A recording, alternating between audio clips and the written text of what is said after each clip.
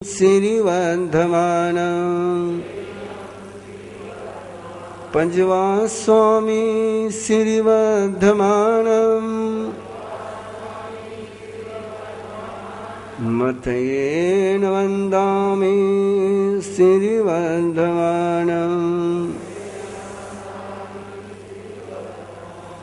मतयेन वन्दामि श्रीवर्धमानं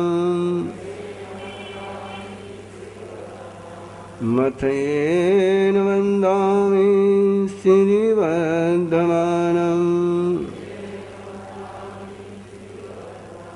वर्धमानं शरणं प्रपद्यामि वर्धमानं शरणं प्रपद्यामि वर्धमानं शरणं प्रपद्यामि। इच्छाकारेण सन्ति सह भगवं निर्वाणकल्याणस्य निगन्तपवनस्य श्री उत्तराध्ययन सूर्यदेवस्य अर्हणाय वठ्योमि। पूज्य में सूर्यदेव अर्हणा सर्व पाव मोयना सर्व दुख नाशना सर्व मंगल करना तव पसायाये तव पसायाये तव पसायाये। नमो सूर्यदेवाय नमो सूर्यदेवाय नमो सूर्यदेवाय नमो सूर्यदेवाय नमो सूर्यदेवाय नमो सूर्यदेवाय।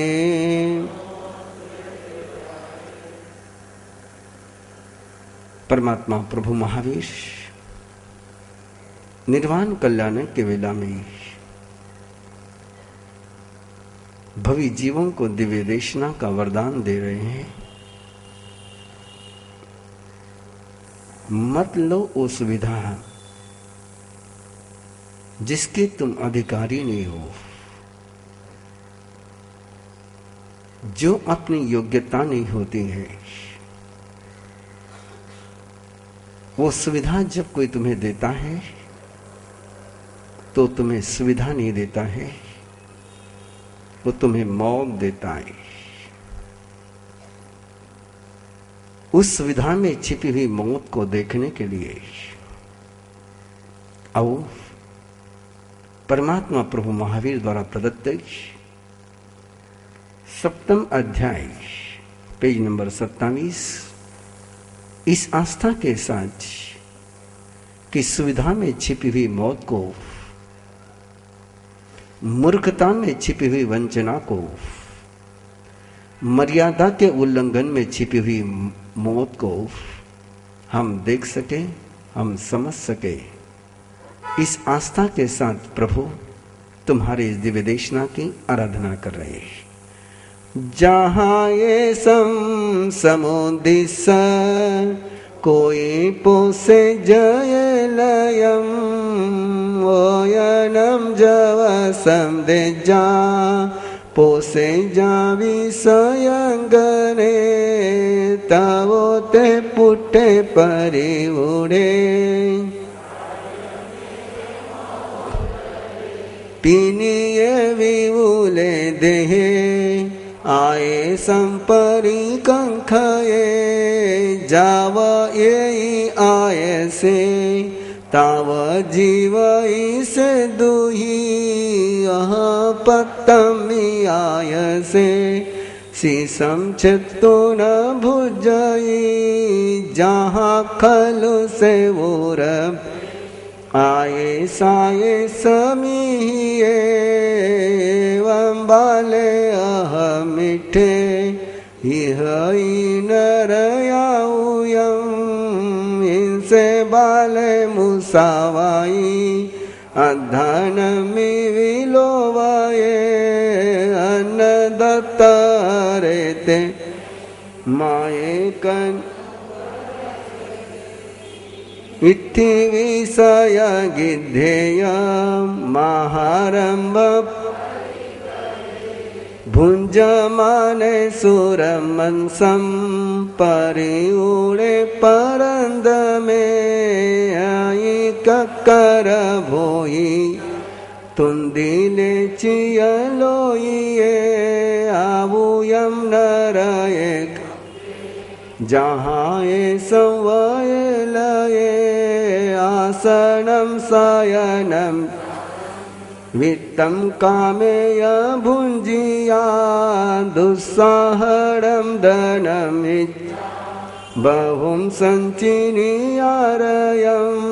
तवो कम गुरुजन पच्चुपन्न परायणे अयव आगायसे मरणंतम सोयई तवो आओ परिखे चुया देहाई सगा सूर्यम दिशम गच्छन्ति अवसातमं जहाँ कागिनी हेवं ससम अपत्तम अम्बगम भुजा रायारजम एवं मानुषगा कामा देव कामणन्ति ये सहस गुणिया भुजो आवुम कामाय दिव्याणे गवासनुया जासा पन्नवोठी जानी जियन्ति दुमे उने वाससयाउये जहायतिन्निवनिया मूलं घेतुनन् ईगो तलहये लाभं येगो मूलेन ईगो मूलं पिहरिता आगवो तत्थवनिवो ववहरे वो मायेसा एवं धम्मे मानुसतं भवे मूलं लाभो देव गई भवे मूलच्छयन जीवानं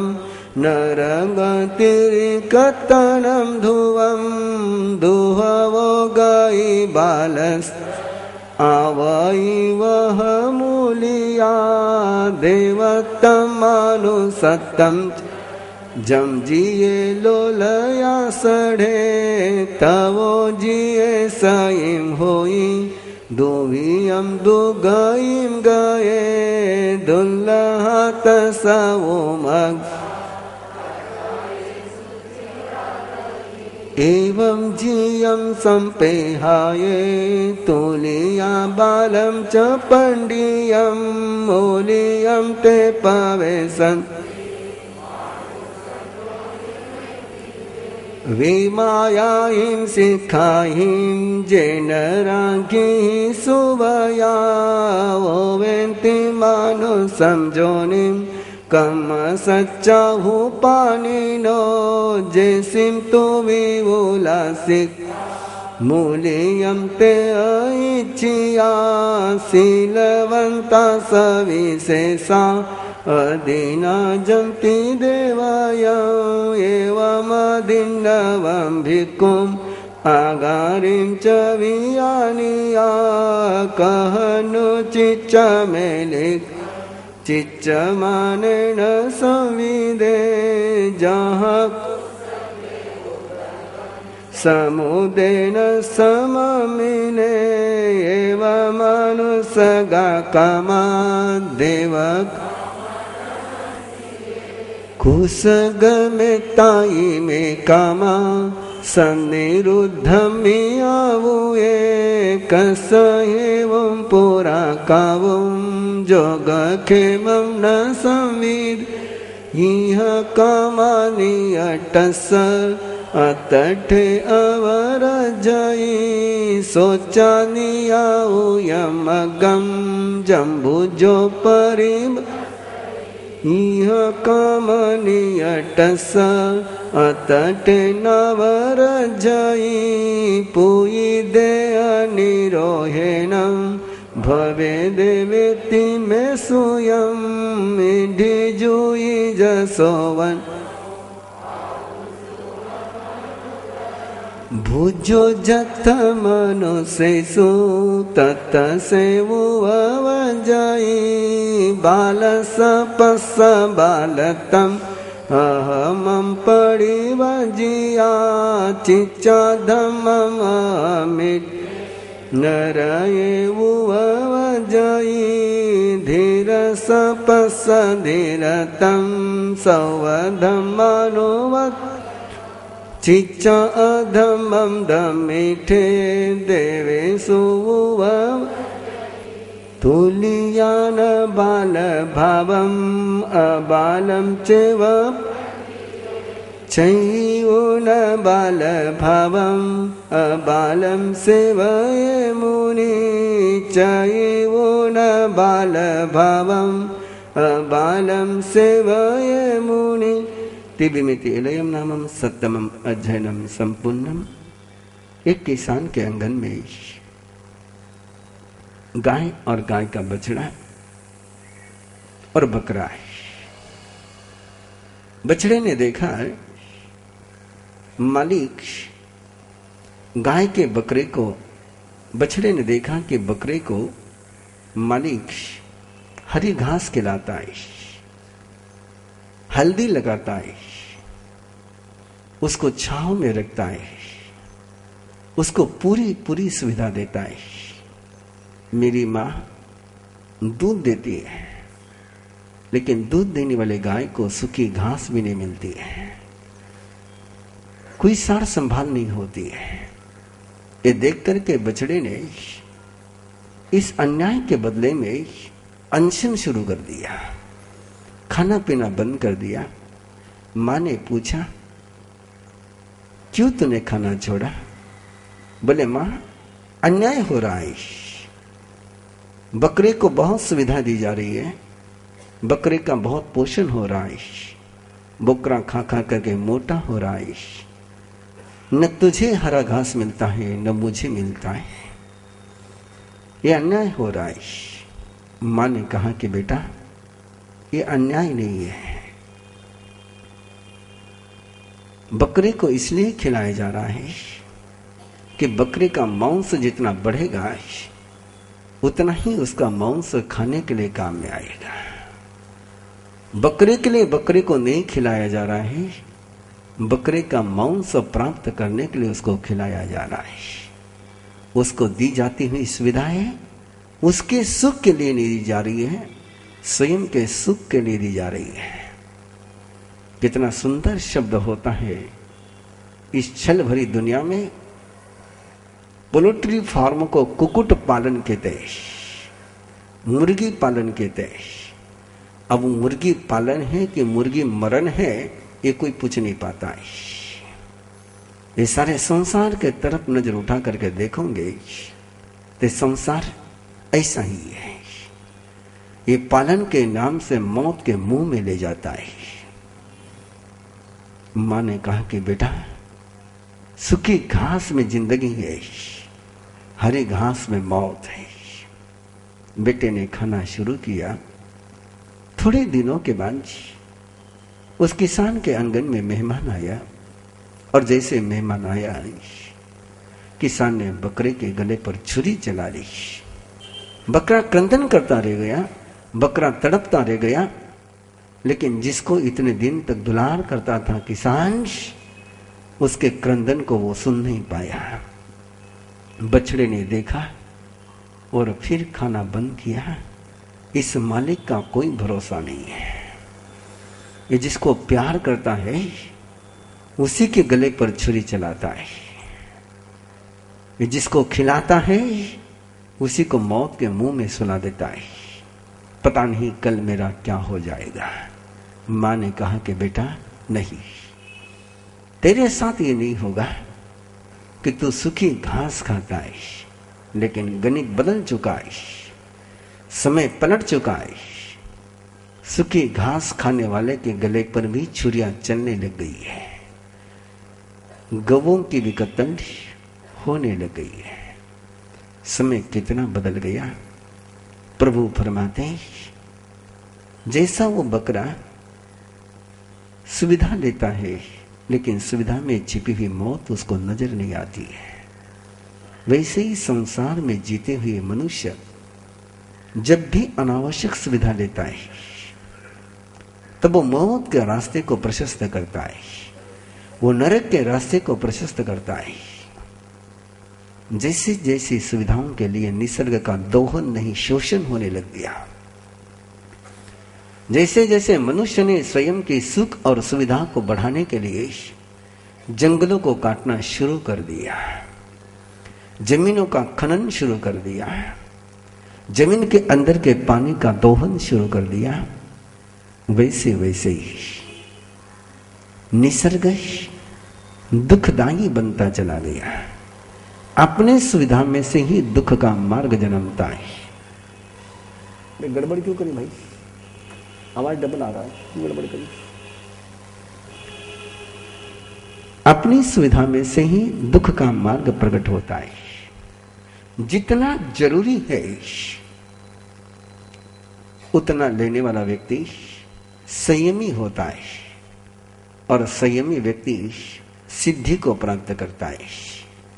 जो सुख के पीछे, जो सुविधा के पीछे, लग्जरी लाइफ के पीछे दौड़ते हैं, उन्हें इस वर्तमान में भले ही सुविधा नजर आती हो, लेकिन उस सुविधा का परिणाम मौत ही होता है।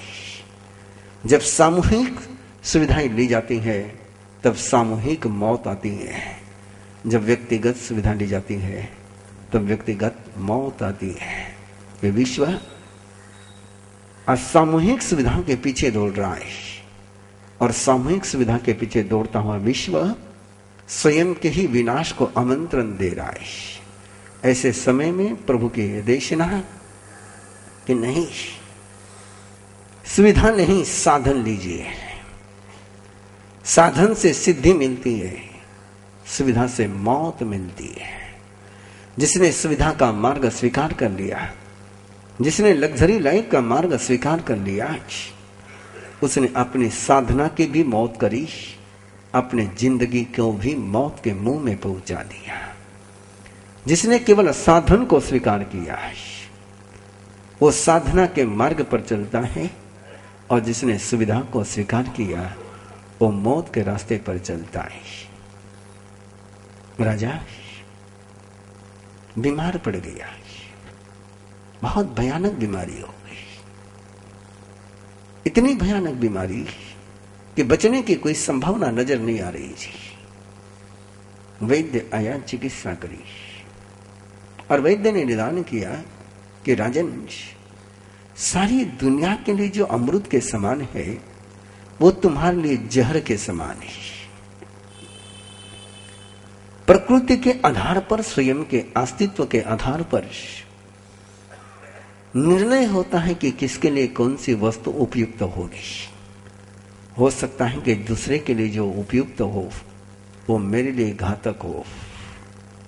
राजा को वैद्य ने कहा कि राजन, सारी दुनिया के लिए अम्रफल अमृत के समान है, लेकिन तुम्हारे लिए अम्रफल जहर के समान है। तुम्हें यदि जिंदा रहना है तो तुम जिंदगी में आम कभी मत खाना है।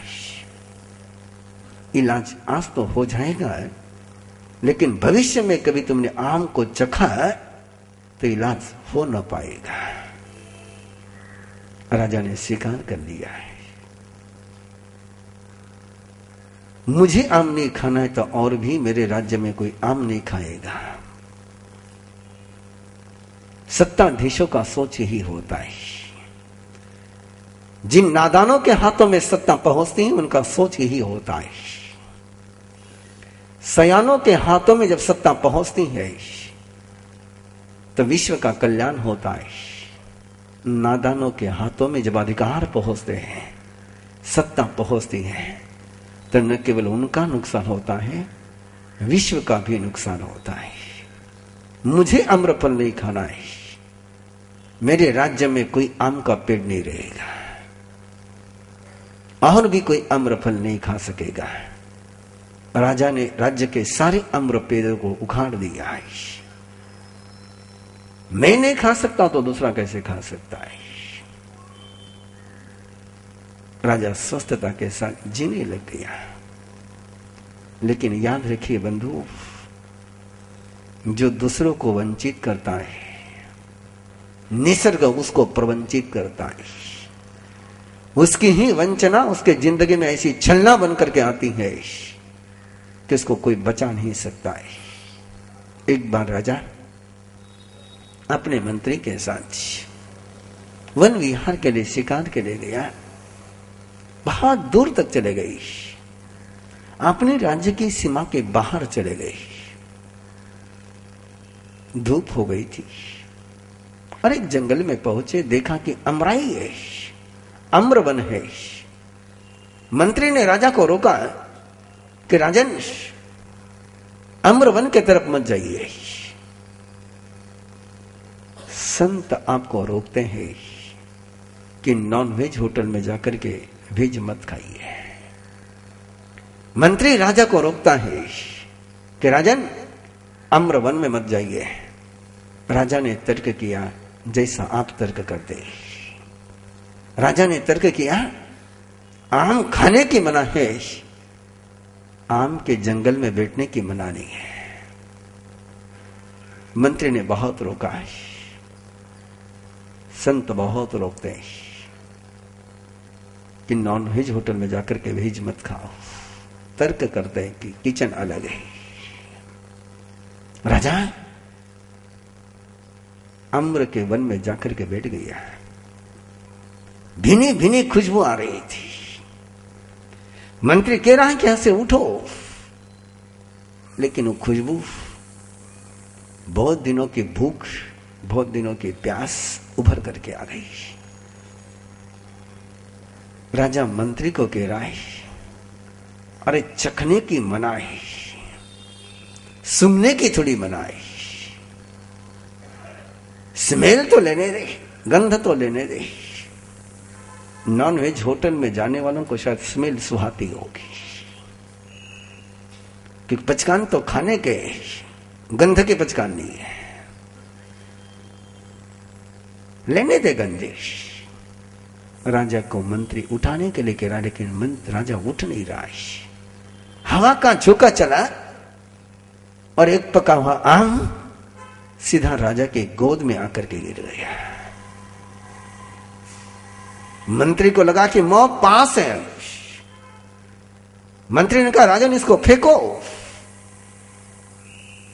राजा ने मंत्री को तर्क करते हुए कहा,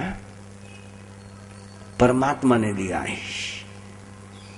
मैंने नहीं मांगा है, मैंने नहीं तोड़ा है, भगवान ने दिया है, और भगवान के दिए हुए प्रसाद का मैं अपमान नहीं कर सकता। तर्क बहुत सुहाने होते। अपनी कमजोरी को छिपाने के लिए जब दलीलें दी जाती हैं तो दलीलों में बहुत वजन होता है, लेकिन वो दलीलें सच्चाई को बदल नहीं सकती है। मन को तुम छल सकते हो, सत्य को तुम छल नहीं सकते हो। मंत्री राजा को कहने लगा कि राजन बचो। नहीं, भगवान ने दिया है, वैद्य से बढ़कर के भी भगवान है।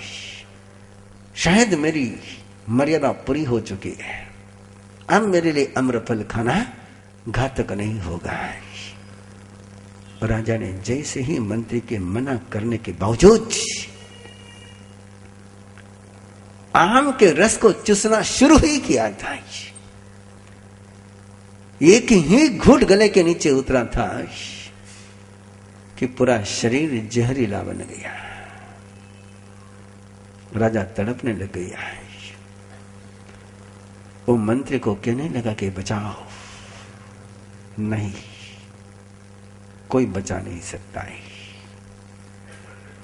एक बार मर्यादा का उल्लंघन हो गया है। अकरणीय से बचा नहीं जा सकता है। अपने घर की मर्यादाओं को देखो, अपनी समाज की मर्यादाओं को देखो, अपने जीवन की मर्यादाओं को देखो।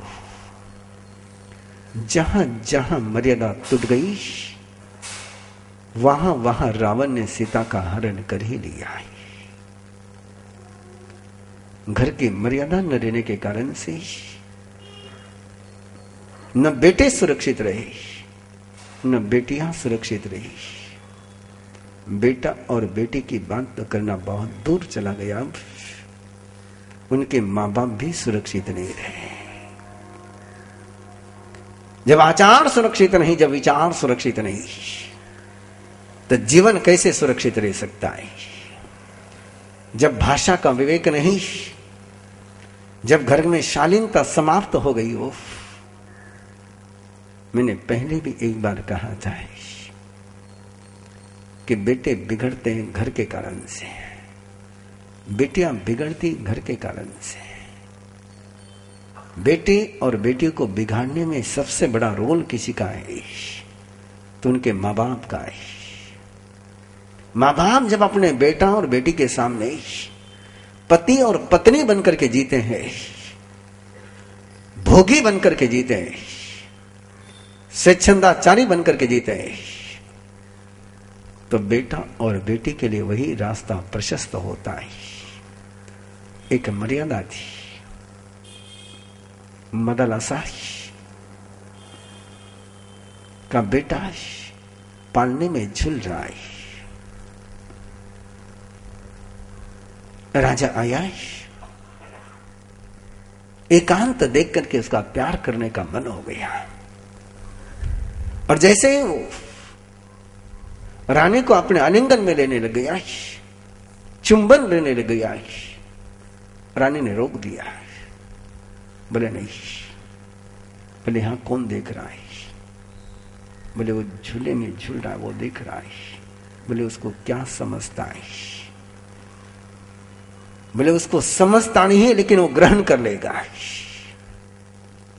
उसके अंतर्बिंब में, अंतर मन में एक दृश्य चला जाएगा। विवेक नहीं, उसको बोध नहीं है, लेकिन आंखें उसकी खुली है। उन आंखों के माध्यम से वो जिस बिंब को ग्रहण करेगा, वही उसका जीवन बनेगा। नहीं, अपने बच्चे के सामने कोई असंयम का व्यवहार करना है, कोई अमर्यादा का वचन बोलना है, कोई शालीनता का उल्लंघन करना है, अपने बच्चों के जिंदगी में जहर घोलना है। जैसे वो राजा आम्र वन में जाने की मर्यादा को नहीं निभा सका, तो मौत से उसको कोई नहीं बचा सका। जब तक घर की मर्यादाएं सुरक्षित नहीं रहेगी, जब तक संघ और समाज की मर्यादाएं सुरक्षित नहीं रहेगी, कोई शील, कोई व्रत, कोई धर्म सुरक्षित नहीं रहेगा। अपथगम अंबगम भोज्या राया रज्जम तो हरई। प्रभु महावीर 7वें अध्याय में एक सवाल सामने रख रहे, कस हेवम पुरा कावम